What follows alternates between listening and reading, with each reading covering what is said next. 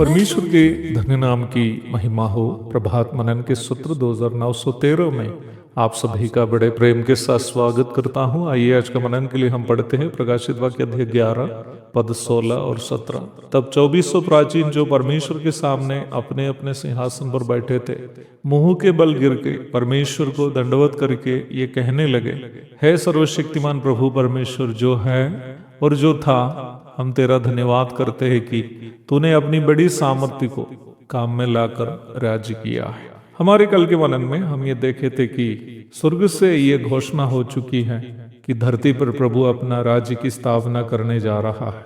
अब केवल दुश्मनों को हराकर धरती को अपने कब्जे में लाना ही प्रभु के लिए बाकी है।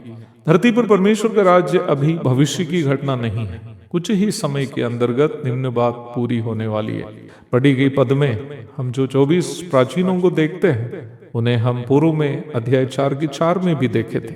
हम ये मनन कर चुके हैं कि स्वर्ग में 24 प्राचीनों की उपस्थिति स्वर्ग में कलीसिया की उपस्थिति को सूचित करती है। अध्याय 3 के बाद कलीसिया धरती से उठा ली गई है। अध्याय 6 से लेकर धरती पर महाक्लेश काल के बारे में हम देखते आ रहे हैं। इसका मतलब धरती पर जब महाक्लेश काल हो रहा है, कलीसिया प्रभु की उपस्थिति में है। मुझे मालूम है कि आपके अंदर ये जिज्ञासा अवश्य होगा कि धरती पर जब महाक्लेश काल हो रहा है, कलीसिया स्वर्ग में क्या कर रही है। उन बातें विस्तार रूप में मैं बाद में आपको बताऊंगा, परंतु आपकी जिज्ञासा को थोड़ा सा राहत देने हेतु एक रूपरेखा केवल अभी बताऊंगा। धरती से कलीसिया उठा ली जाने के बाद सबसे पहले मसीह का न्यायासन होगा, जहां मसीह विश्वासियों के अच्छे और बुरे कामों का हम बदला पाएंगे। 2 कुरिन्थी 5:10। उसके पश्चात मेमने का विवाह तथा विवाह का भोज होगा। प्रकाशित वाक्य 19 पद 7 से 9 तक। इन दोनों घटना के बाद कलीसिया अपना दुल्हा यीशु मसीह के साथ वर्तमान धरती पर राज करने के लिए उत्तर आने वाली है। दानियल 7:27, प्रकाशित वाक्य 20:6। इन सारी बातें आने वाले दिनों में हम विस्तृत रूप में अवश्य मनन करेंगे। अब हम प्रारंभ में पढ़ी गई पद की ओर वापस आए।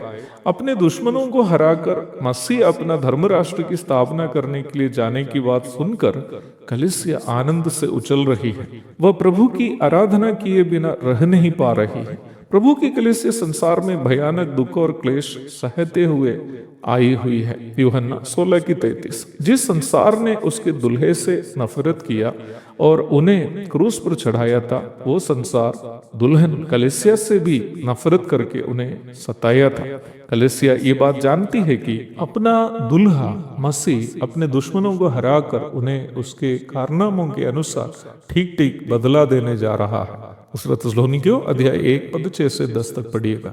इन बातें जानने वाली कलीसिया प्रभु की आराधना किए बिना रह नहीं सकती है।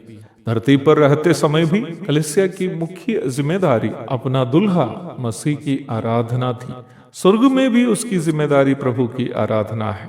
प्रभु की आराधना करने के लिए अनेकों कारण कलीसिया के सामने हैं। प्रभु अपना सृष्टिकर्ता होने के कारण सृष्टि के रूप में सृष्टिकर्ता की आराधना करनी कलीसिया का दायित्व है। प्रकाशित वाक्य अध्याय 4 पद 10 और 11। प्रभु से प्राप्त उद्धार प्रभु की आराधना करने के लिए कलीसिया को प्रेरित करता है। प्रकाशित वाक्य अध्याय 5 की 6 से 10 तक। उसी प्रकार यह बात भी प्रभु की आराधना करने के लिए कलीसिया के सामने एक कारण है कि प्रभु अपने दुश्मनों को हराकर अपने राज्य की स्थापना करने जा रहा है। प्रारंभ में पढ़ी गई पदों में कलीसिया की आराधना का कारण भी यही है। एक और शुभ दिन की धन्य कामनाओं के साथ आज का मनन मैं यहाँ समाप्त करता हूँ। प्रभु आप सबको आशीष दे।